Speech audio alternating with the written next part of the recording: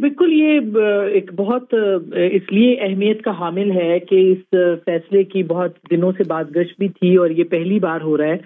کہ اس senior position کے اوپر یا سابق D G I S I کو جو ہے وہ کٹہرے میں کھڑا کیا گیا ہے، اور ان کو باقاعدہ چارج شیٹ بھی جو ہے وہ کیا گیا ہے. تو یہ کافی اہم ڈیولپمنٹ ہے. اس سے کچھ دن پہلے تک یہ بھی کہا جا رہا تھا، اور آپ نے سنا ہوگا فیصل وافدہ صاحب نے بھی یہ خبر دی تھی کہ 14 دسمبر تک جو ہے وہ جنرل فیض کا جو معاملات ہیں یہ سمیٹ دیے جائیں گے. تو ابھی 14 دسمبر تو دور ہے، کچھ اور نئے کیسز بھی جو ہیں وہ یا شواہد وہ بھی سامنے آنے کی کا کہا جا رہا ہے. اور اسی طرح سے جو چارج شیٹ ہے وہ پچھلے معاملات کے اوپر جو کہ ان کی سیاسی سرگرمیوں کے حوالے سے ہے اس کے اوپر چارج شیٹ ان کو کیا گیا. یہ میرا خیال ہے یہ بہت ہی اہم ڈیولپمنٹ بھی ہے اور پریسیڈنٹ بھی ہے.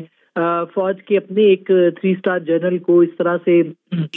سامنے لانا، کٹہرے میں کھڑا کرنا اور ان کی سیاسی سرگرمیوں کے اوپر ان کا احتساب کرنا، یہ اس سے پہلے ظاہر ہے کہ ہم نے اس طرح سے نہیں دیکھا. اور اس کا براہ راست جو تعلق ہے وہ پاکستان تحریک انصاف کے ساتھ، ان کے چیئرمین کے ساتھ یا بانی کے ساتھ جو ہے وہ بھی جوڑا جاتا ہے. تو اس صورت کو اگر دیکھا جائے تو وہ ساری جو باتیں ہو رہی تھی کہ جنرل فیض حمید کو چارج شیٹ کیا جائے گا اور ان کے خلاف فیصلہ بھی جلد متوقع ہوگا، اس کے بعد ظاہر ہے کہ یہ کیس یہاں تک نہیں رکے گا. جو ان کے شواہد ہوں گے، جس میں جس طرح کی سیاسی انوالومنٹ ہوگی، جس طرح کے انہوں نے اقدامات کیے ہوں گے، اور اس میں جو سیاسی کیریکٹرز ہوں گے ظاہر ہے وہ بھی اس کے اندر جو ہے وہ شامل ہوں گے. اس بات کا امکان بہت بڑھ گیا ہے کہ عمران خان صاحب جو ہیں وہ ان کے خلاف بھی فیض حمید صاحب کے جو مقدمات ہیں ان کی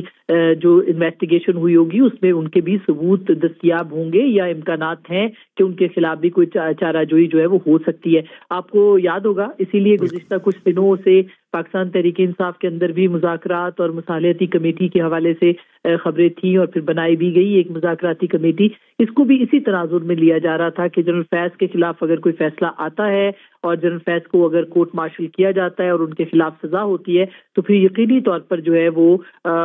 ان کو بھی عمران خان صاحب بھی اس کے اندر جو ہے وہ ملوث قرار پائیں گے. تو میرا خیال ہے یہ بہت ساری چیزیں اس میں 9 مئی سے جڑے جو واقعات ہیں وہ بھی اس کے اندر شامل تفتیش ہے، اور یہی سب سے بڑی ڈیولپمنٹ ہے کہ 9 مئی کے مقدمات میں اگر جنرل فیض کی انوالومنٹ سامنے آئی ہے اور چارج شیٹ اس کے اوپر ہو گئی ہے تو اس کا مطلب یہ ہے کہ یہ بات بہت دور تک جائے گی، اور اس میں عمران خان صاحب کی انوالومنٹ اور ظاہر ہے جو باقی کیریکٹرز ہوں گے، ایون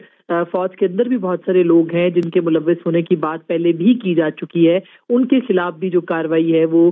سامنے آ پائے گی. یہ ایک بہت اہم فیصلہ ہے یا بہت اہم خبر ہے، اس کے دور اثرات ہیں. اور یہ یاد رہے کہ آج ہی 9 مئی کے حوالے سے سپریم کورٹ نے بھی ایک جوڈیشل کمیشن جو ہے اس کے اوپر اس کو تشکیل کرنے کے جو اعتراضات تھے وہ دور کیے ہیں، اور یہ معاملہ اب سپریم کورٹ کے اندر بھی آ چکا ہے.